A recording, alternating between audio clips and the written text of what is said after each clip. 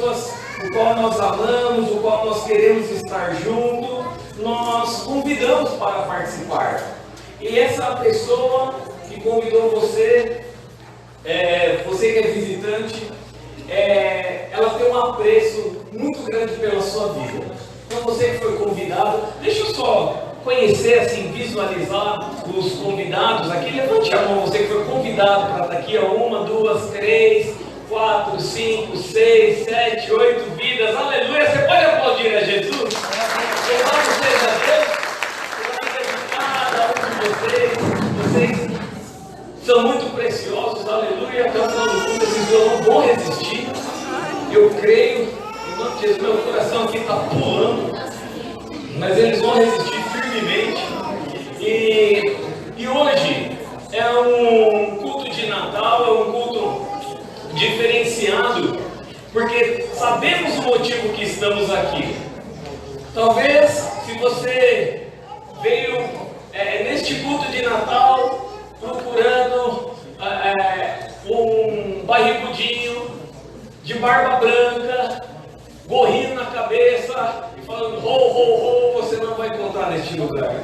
Mas se você veio neste lugar sabendo o motivo que celebra o Natal, você vai encontrar. Porque, amados, a história ela é contada a partir de Cristo. Cristo foi um marco para a história. No entanto que alguns países no Oriente Médio, principalmente o povo, um dos principais ali, o povo judeu, eles não estão no ano 2022, eles já estão nos 6.000 e na mais pesada. Quem gosta de estudar essas coisas já vão saber a respeito disso, até um número mais preciso que agora eu não me recordo.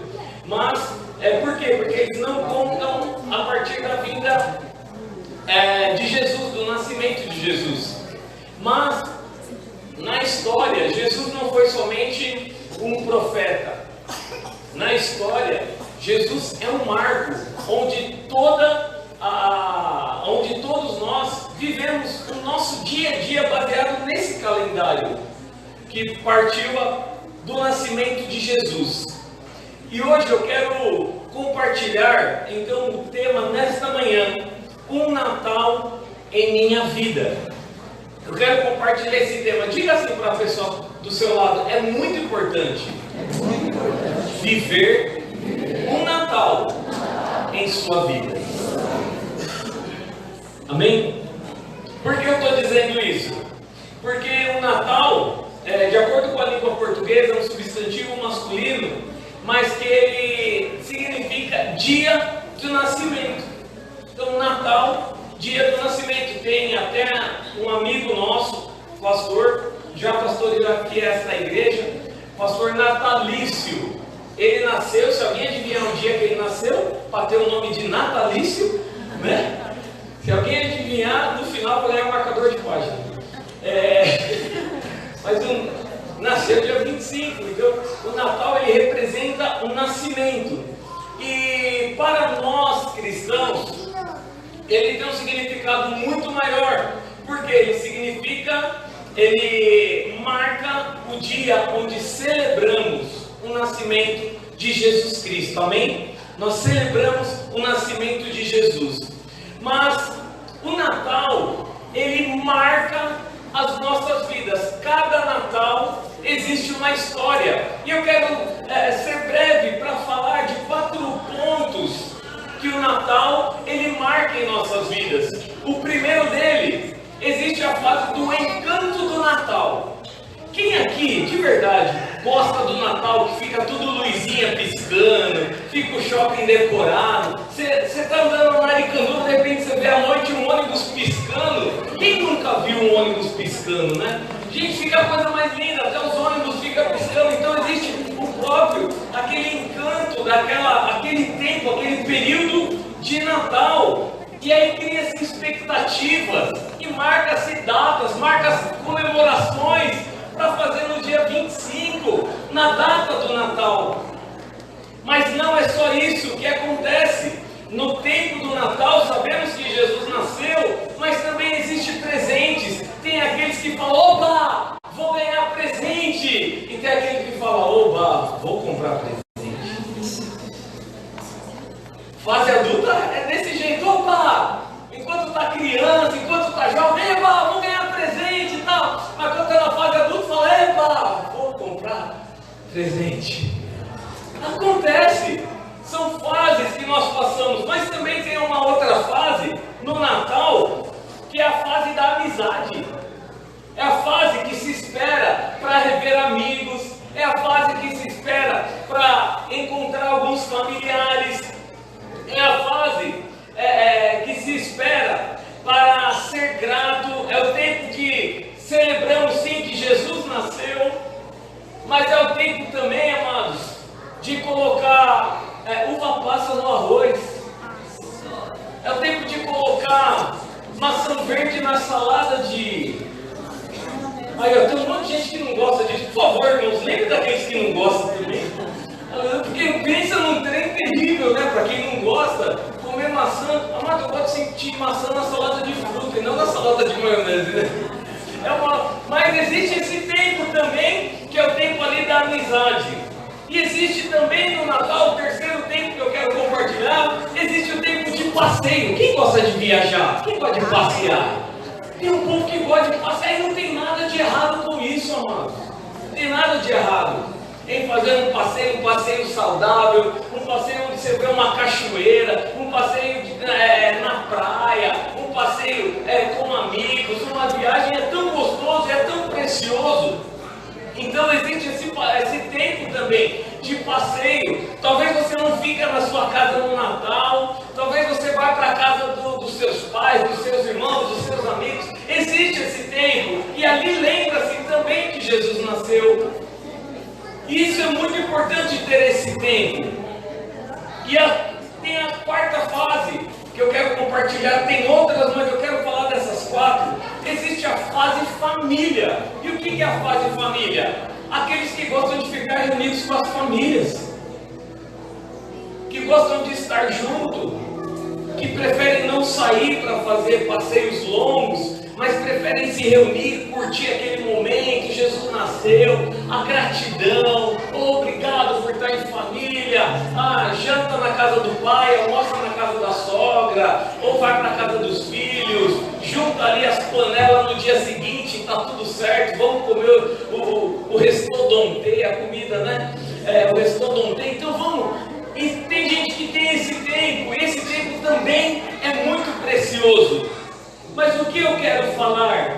Que independente da fase que você se encontra, que você passa, independente da fase que você está, sem o nascimento do Salvador Jesus Cristo, esta data não faria sentido. Sem o Salvador, não faria sentido. Por que não faria sentido? Porque estaríamos debaixo da lei. E o que é estar debaixo da lei? Significa que a salvação não teria chegado sobre a humanidade. Olha que interessante. A palavra de Deus diz que o povo escolhido por Deus foi o povo judeu. O povo hebreu, toda aquela história que nós conhecemos e que os estudos, a ciência já mostrou que é verdade. Os arqueologistas já procuraram e têm encontrado, tem vários sítios de pesquisa em Israel, vários, onde comprova cada parte do que está escrito na Bíblia. E olha que interessante, o povo inicialmente escolhido foi o povo de Israel, o povo de Abraão. E aí vem toda a descendência de Abraão, Isaac, Jacó. E aí Jacó tem os filhos, e dali sai a linhagem, sai as 12 tribos, e o povo escolhido continua sendo o povo de Israel. Ok, mas o povo ali ele vivia debaixo de uma lei. Então todos os povos que estavam em volta não pertenciam ao povo de Deus, não tinha Deus como único Senhor. Eles tinham vários deuses. mas não tinha Deus como Senhor, como único. E acontece que Deus estabeleceu leis. Leis para quê? A lei serve para dirigir, para dar uma direção, para não virar bagunça.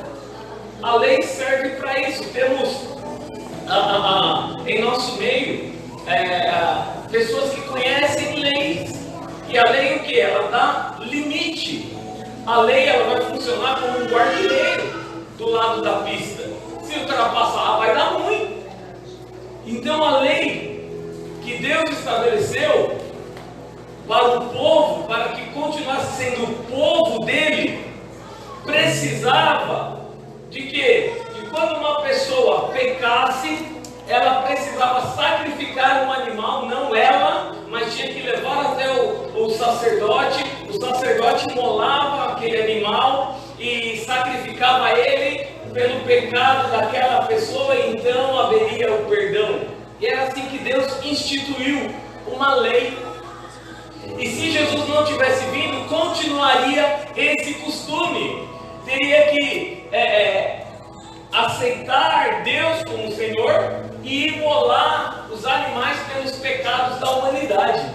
Amados, talvez os animais teriam entrado em extinção já, devido tanto pecado daqueles que quisessem aceitar Deus como único Senhor. Talvez os animais já estariam todos extintos aí, porque cada pecado tinha um tipo de sacrifício. Cada pecado tinha um tipo de sacrifício que era necessário ser entregue. Mas, amados, pela misericórdia de Deus e pelo infinito amor dele, aleluia, ele enviou o seu único Filho, Jesus Cristo. Então significa que aquela lei que ele estabeleceu, que alcançava somente aquele povo, agora estaria sendo transformada. Aquela lei, sim, aquela lei desses animais, desse sacrifício, agora estaria sendo mudada. E quando Deus fez isso? A Lilian abriu o culto lendo este versículo de Isaías capítulo 6, versículo 9. E ele diz assim: porque um menino nos nasceu, um filho nos foi dado, e o governo está sobre os seus ombros, e ele será chamado Maravilhoso, Conselheiro, Deus Poderoso, Pai Eterno e Príncipe da Paz. Aleluia. Então, amados, e quando, olha que interessante, quando o profeta Isaías recebe essa revelação, são centenas de anos antes de Cristo pisar na terra. Mas ele já disse, pela revelação da parte de Deus, um menino nos nasceu, um filho nos foi dado, e o governo está, não estará sobre os seus ombros, mas está, porque já era real, já estava acontecendo, já era verdade. Cristo sempre foi verdade, desde a criação do mundo. A palavra de Deus diz que, em Gênesis capítulo 1, que Deus disse no versículo 26, façamos o homem à nossa imagem e semelhança. Então já estava o Pai, o Filho e o Espírito Santo ali, já estava a Trindade. Cristo já era antes dele chegar no nosso meio. Independente de eu crer ou não, eu não consigo mudar uma verdade.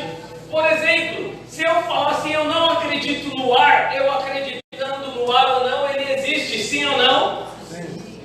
Se eu acreditar, se eu disser que o peixe, ele precisa da água para sobreviver, e você dizer, não, não precisa, vai mudar alguma coisa?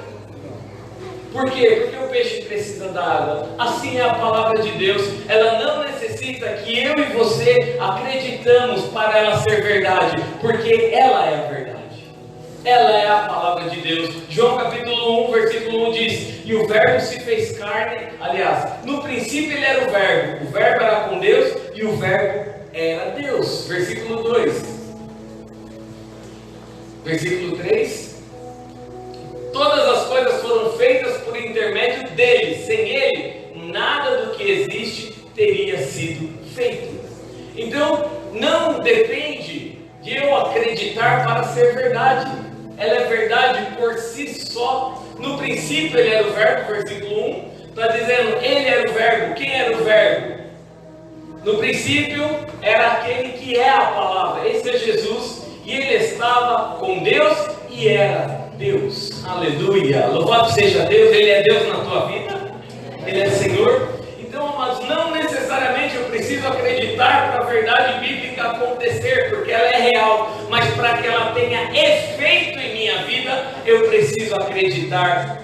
Mas olha que interessante, esse menino foi dado, o governo estava sobre os seus ombros, e ele é maravilhoso, conselheiro, Deus forte, Pai da eternidade, príncipe da paz. Mas o povo de Israel não aceitou esse rei Jesus. Por que não aceitou esse rei Jesus? Por mais que os profetas dissessem que o rei viria, que iria acabar com a iniquidade, que o rei viria, traria libertação, eles imaginavam que seria um rei que os livraria, isso é história, que os livraria, que os libertaria. O pastor Cláudio esteve ministrando um tempo atrás a respeito disso, e a Luciana também compartilhou, que na aula do panorama bíblico, que eles imaginavam, o povo ali de Israel imaginava que eles seriam libertos da pressão dos romanos, porque o Império Romano era um império sangrento. O Império Romano era um império que crescia, fortalecia e oprimia cada vez mais, e os judeus estavam sendo oprimidos. Então eles imaginavam o quê? Viria esse grande rei e traria libertação dos romanos. Quando Jesus veio, ele mostrou totalmente diferente algo. Ele mostrou uma liberdade.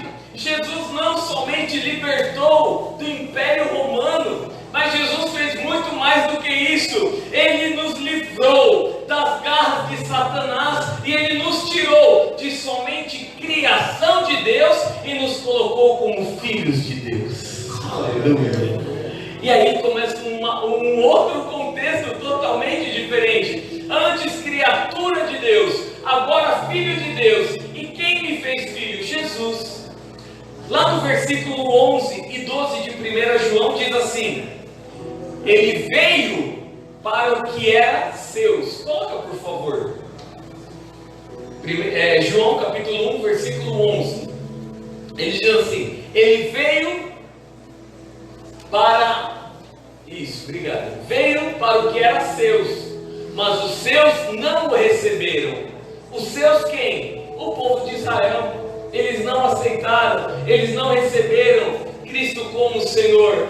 E aí ele diz no 12: contudo, aos que o receberam, aos que creram no seu nome. Amados, Jesus está dizendo, ele fez o sacrifício, mas nem todos o recebem. Mas aqueles que o recebem e creem no seu nome, então ele deu-lhes o direito de se tornarem filhos de Deus. E tem filhos de Deus aqui nessa manhã, tem pessoas que amam ele. Então, para que eu saia do estado de criação e venha para filho, é eu que tenho que aceitar. Se eu não aceitar, ok, mas eu aceitando, isso me faz filho, porque ele entregou esse documento em nossas mãos. Jesus então, ele nasceu para fazer algo novo, para ser um rei diferenciado. Pega essa visão comigo. Jesus, ele não veio para ser um rei com espada, mas ele veio para ser um rei com amor. Aleluia. Ele não veio para ser um rei na razão, porque se olharmos pela razão, nós vamos querer sempre colocar o nosso ponto de vista como verdade. E não é o meu ponto de vista, não é a minha razão que é a verdade, mas é a palavra.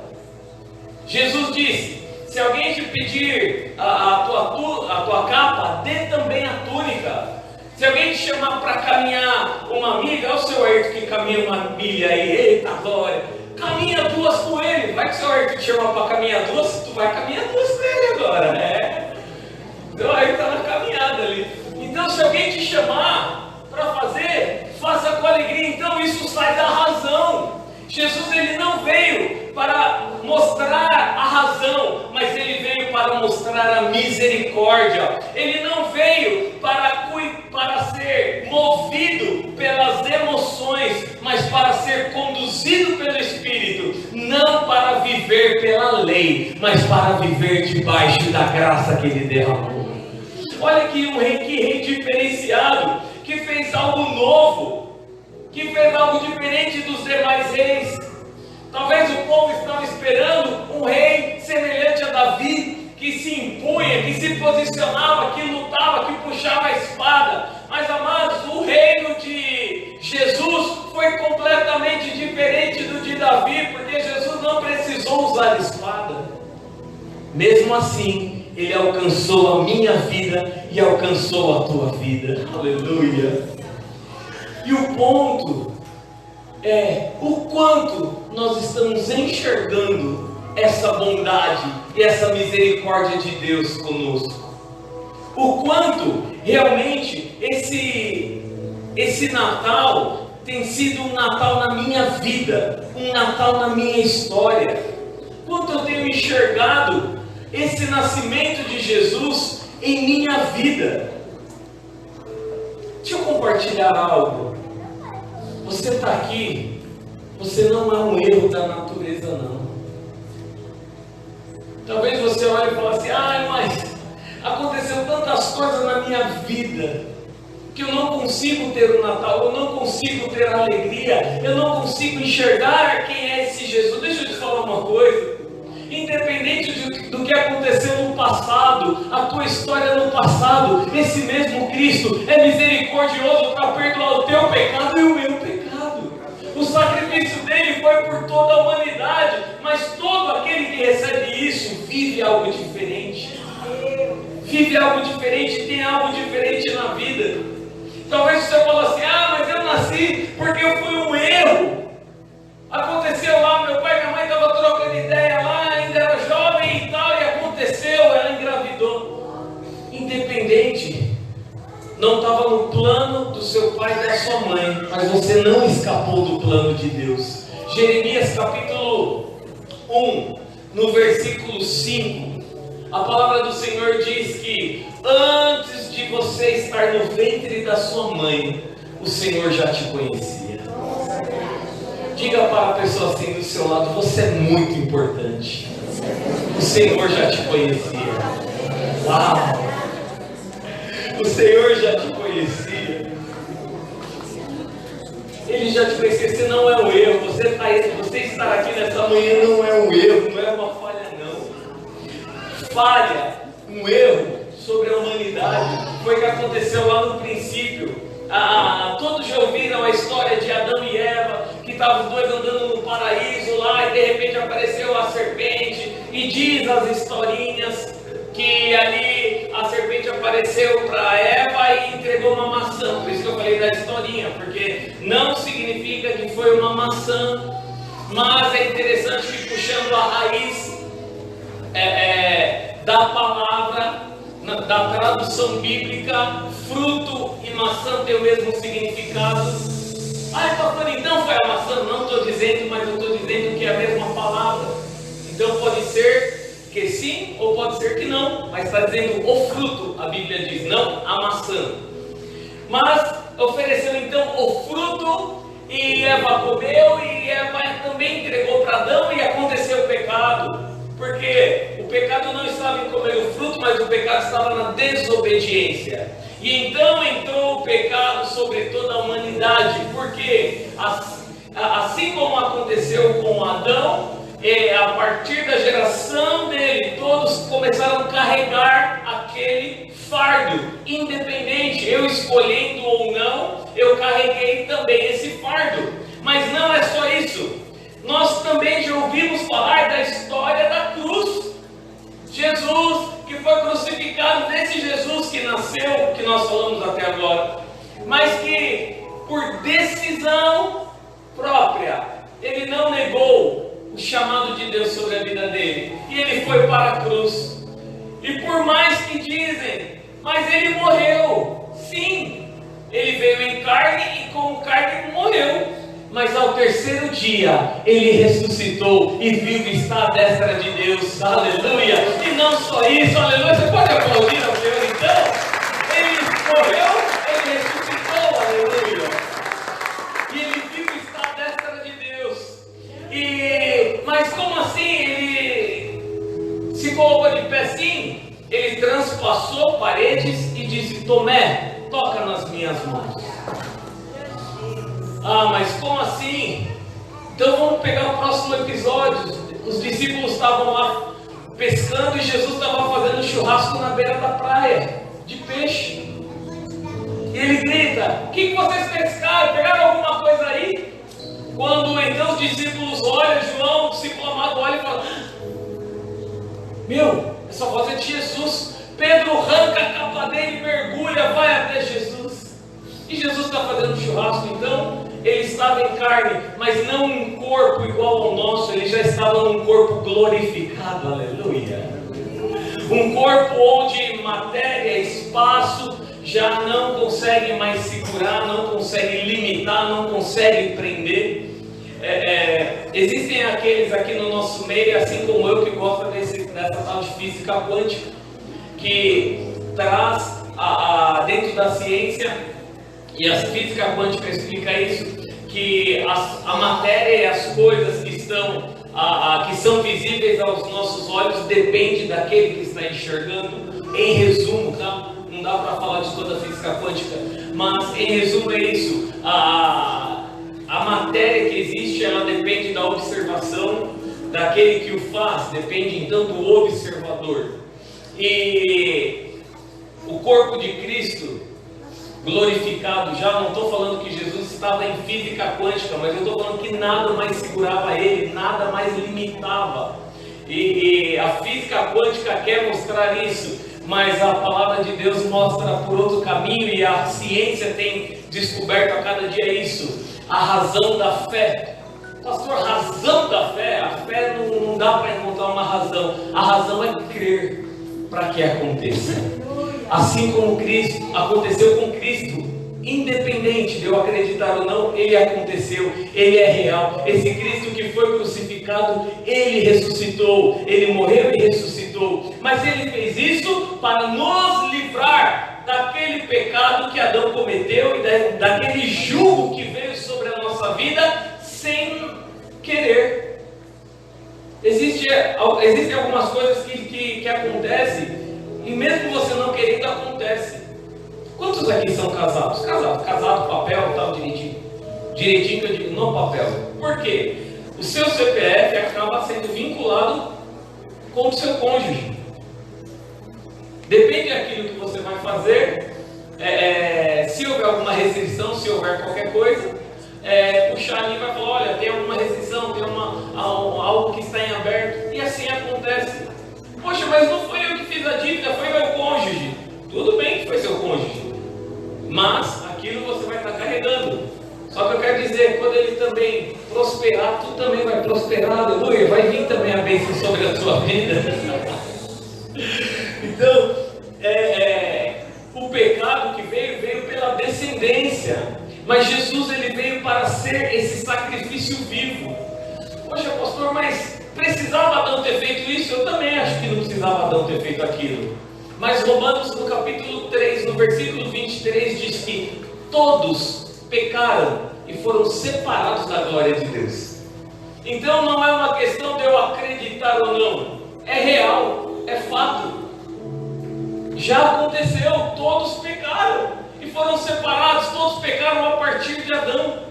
Mas amados, não precisamos mais do sangue dos animais. Por quê? Porque Jesus nasceu no meu e no teu lugar e carregou os nossos pecados. Ele nasceu por nós, isso que eu quero dizer. E ele foi crucificado para carregar o nosso pecado e para nos trazer salvação, aleluia, e nos trazer libertação. E aí eu quero compartilhar algo para finalizar essa parte. Um dia eu entendi a respeito disso. Um dia eu entendi que eu era esse pecador miserável. Um dia eu entendi que eu estava destinado ao inferno. Um dia eu entendia a respeito disso. Amados, de verdade, nós pensamos muito em misericórdia para pessoas que falham, de acordo com os nossos olhos, pecados graves. Ai, a pessoa, ela matou alguém, essa pessoa precisa de perdão. Amado, eu nunca matei ninguém. Eu nunca roubei ninguém, exceto a buchinha lá que eu devolvi para a dona Alice, lembra? A buchinha da dona Alice que eu devolvi, que minha mãe fez eu lá devolver quando criança. Eu nunca usei droga na vida. Já compartilhei que quando eu entrei no metrô tinha um menino lá sentado com um pacote dentro do metrô, isso, já compartilhei isso, e ele estava mexendo naquelas ervas, e eu falei, será que é chamate?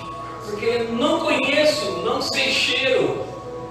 Andando com algumas pessoas já falou para mim, você sentiu esse cheiro, você já viu? Eu falei, estou sentindo cheiro, mas não faço a mínima ideia do que é. Nunca usei drogas também. Na minha adolescência fiz coisa errada. Nunca cabulei. O dia que eu fui cabular, eu falei para minha mãe, hoje eu vou sair com meus amigos. Então nem cabular eu não cabulei, porque minha mãe sabia. Já experimentei bebida na minha adolescência, já experimentei. Fui liberto em Cristo Jesus, porque eu entendi que eu era pecador. Pastor, o senhor não é mais pecador? Eu não estou falando isso. Eu estou falando que a graça de Cristo me alcançou e por Ele eu não carrego mais pecado na minha vida. É por Ele, não sou eu, mas é por Ele, é pelo sacrifício que Ele fez. Então muitas vezes pensamos que, poxa, eu sou bonzinho, eu sou trabalhador, eu trabalho desde os 12 anos. Eu trabalho desde os 12 anos, com 8 anos de idade eu fui empacotar doce. Lá no tio da escola, a Cris deve lembrar do tio da escola, da Beth, que tinha à frente, a Fabi, o Sandrinho lembra que ele estudou comigo, mas tinha a Beth, a tia do doce lá, e ele empacotava a bala com 8 anos de idade, amado, para ganhar meu dinheirinho. E é por isso que eu vou ser salvo? De maneira nenhuma. Ai, mas eu já ajudei pessoas na rua, eu já contribuí, é por isso que eu vou ser salvo? De maneira nenhuma, porque a salvação não vem pela obra, mas ela vem através de Cristo Jesus, pela graça. E então, as coisas começam a ser diferentes, amados. Eu não estou dizendo nessa manhã que eu sou perfeito, não. Mas eu quero declarar sim, que eu sou salvo pela graça de Cristo Jesus. Eu sou salvo por causa dele. Jesus, ele fez a parte dele. Jesus, ele nasceu. Mas para existir um Natal na minha vida, para que exista um Natal na minha história, é necessário eu abrir meu coração para ele entrar. Se eu não abrir meu coração, ele não será o Natal na minha vida. Vai ser somente mais um dia do gordinho que tenta descer pela chaminé e não dá certo. Vai ser somente isso.